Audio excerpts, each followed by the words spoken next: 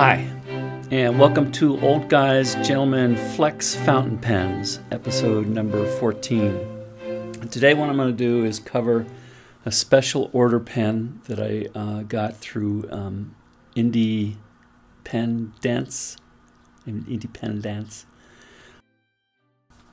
And it was a Pelikan. It's my first Pelikan.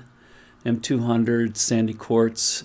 I think it was a extra fine nib that a woman's whose last name is Kennedy. I'll probably see here. Anyhow, this thing gets an A+ for packaging, a nice outer box, and then another box. I don't know if it's something that Independence did, although it does seem to have a Pelikan logo on it. It's like fake leather, it feels like. I'll see when I open it up. Came with a nice note. It was Linda Kennedy who grinds the nibs there. So you can take a look at that. It's been properly adjusted and smoothed. I had asked for an extra fine nib. And it's on the full flex nibs that they use. Now it's got a swan... it has a Pelikan on the nib. I guess I'll have to look and I'll post in text on here as to whether it's an actually Pelikan nib that she did, or if they have a special order nibs that are supposed to be full flex. Never had a Pelikan before. This is the model M200. Came with this nice bow on here, which I had to redo. The box... looks like there's a little book that comes with it, the warranty. It's a little label. Now I've already had this out and I inked it and I did this sample sheet. So I'd say it's a pretty nice looking pen. Let's see if I get a little bit different light on here. You can't really pick it up on the camera, but it's translucent. Has a nice light feel to it. I kind of like the little emblem on the end there. That's kind of cool. Nice pocket clip. It's a piston filler. You twist this to move the piston up and down. It's posted, it's 14.7, which... that's centimeters. That feels pretty good in my hand. Unposted, it's 12 centimeters. And because of its lightness, I just like to have the extra security and weight. It just feels better in my hand. But I think a lot of people, this would be a fine distance for that. The capped length is 12.5 centimeters. The diameter, and I take a diameter like midsection here, is about 9.7 millimeters, and it feels pretty good, if you can see that. It fits my hand fairly well. And let me think. The barrel section, 11.9 millimeters. It's about 14 grams, so it's not super light, but for some reason it feels fairly light in my hand. The nib, this is the nib I was talking about. Let me see if I can open this up a little bit. Take a better look. So it has a nice Pelikan on there.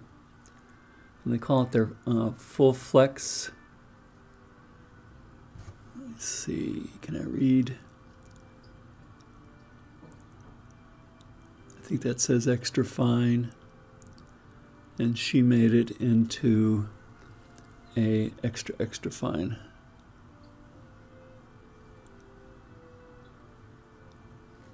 I've been playing with my pens today. You can see the face of the grind there.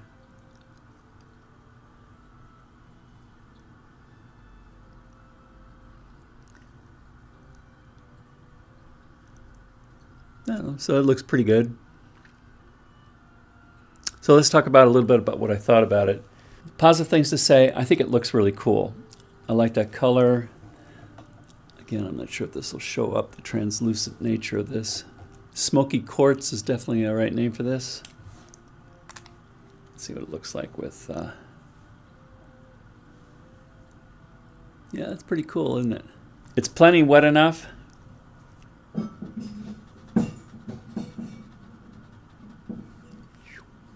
And I'm using Pelikan Edelstein Jade.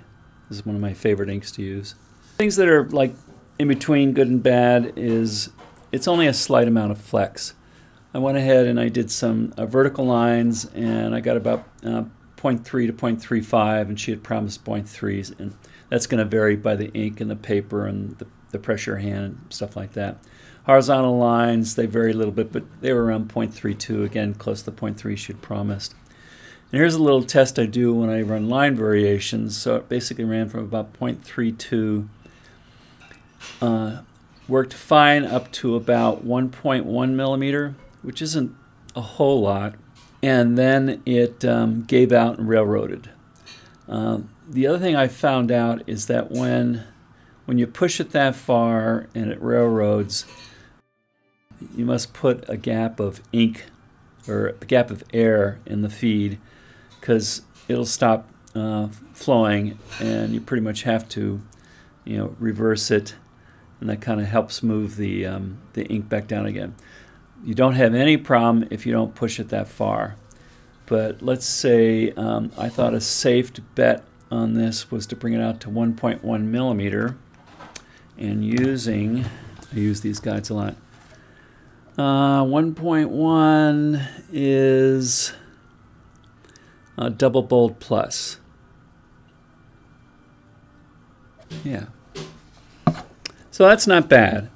And in fact, so this goes from extra fine to double bold plus. And like I said, that's not bad if you want to do sensible Spencerian, where if you're doing an S, for instance, come down and just do a little bit more, or like a C, just a little bit more weight. And you can do more if you want to get a little crazier. But if you try and lean into it, which probably is not good for the nib, you'll railroad, and you also dump a little bit of ink here. So probably to be safe, you probably want to keep this to less than 1. See what I mean? Less than 1 millimeter. And 1 millimeter is double bold. So I think we'll call this a extra fine to double bold, which is pretty good. But I like a little bit more than that. In fact, the pens I'm getting more now, I like the double extra fine, or if I get it, triple extra fine. And then I like to see on the full side here, triple bold plus. To give you an example of that, this is the custom FA nib on the Pilot 912 Heritage, really light hand. You can see how those are a lot thinner than this. The microphone's in the way here, but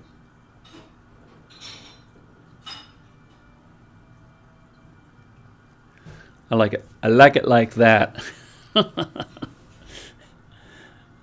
So I got no problem with doing a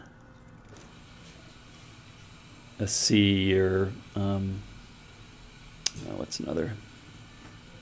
It's a little awkward here because I have kind of a microphone in the way. At least that's my excuse for right now.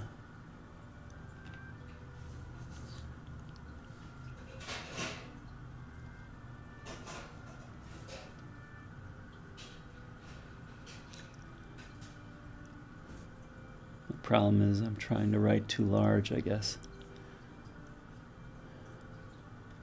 Do a smaller one. And you always have to do pull down on these things.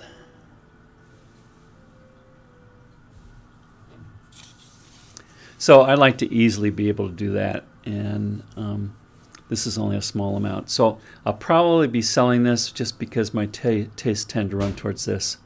You don't really need this, it's just something that I want. Anything else? Usually when I look at pens, I think, is there something else I could do to improve this thing? So if I was going to keep this, what I might do is do a little bit of nib grinding to see if I can get it triple extra fine. But then the part of the problem with that is sometimes it will definitely get a little scratchy, and then I have to work the scratches out, and if I don't do that carefully, I'll be back having a double extra fine or maybe even extra fine. So I try not to do that. But this is pretty good the way it is, and it's a really pretty pen. The piston filler means that you're going to be able to load a ton of ink in here. It's only, I guess the only downside, it doesn't flex quite as much as I want. Oh, one other thing before I close is I didn't mention the price. The price of the pen, and I think it might be a limited quantity because I went back to see if they had any more and they did not. So I think this might be a special run of some sort. But between that and the modifications that were done on the nib and shipping, it was $447.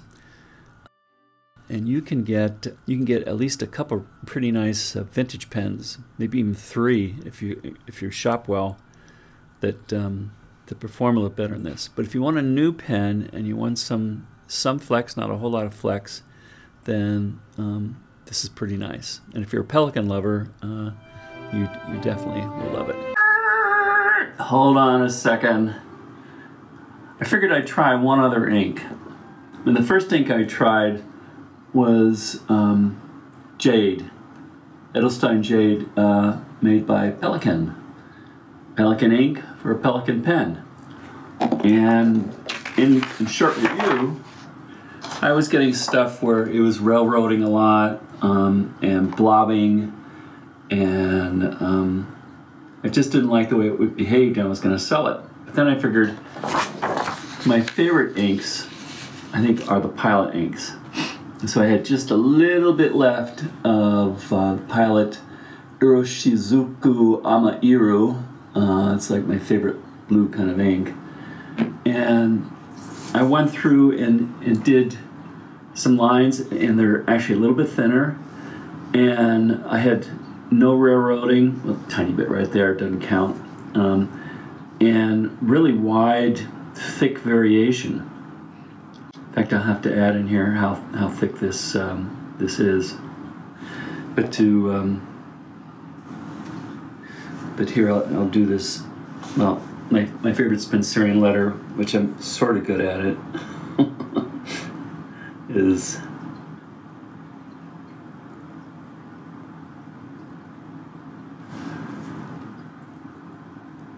and that turns out pretty well. And this is always a nice test to check flex.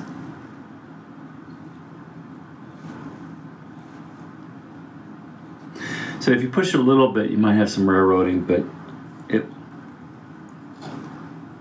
I'll push it just a little bit more. Okay, so it does eventually say, that's all I'm going to give you.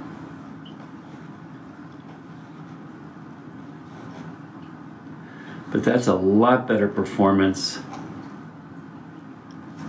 than I was getting yesterday.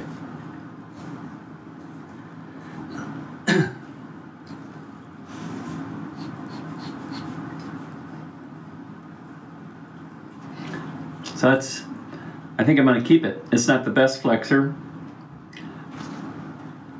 but it looks nice. I really kind of like this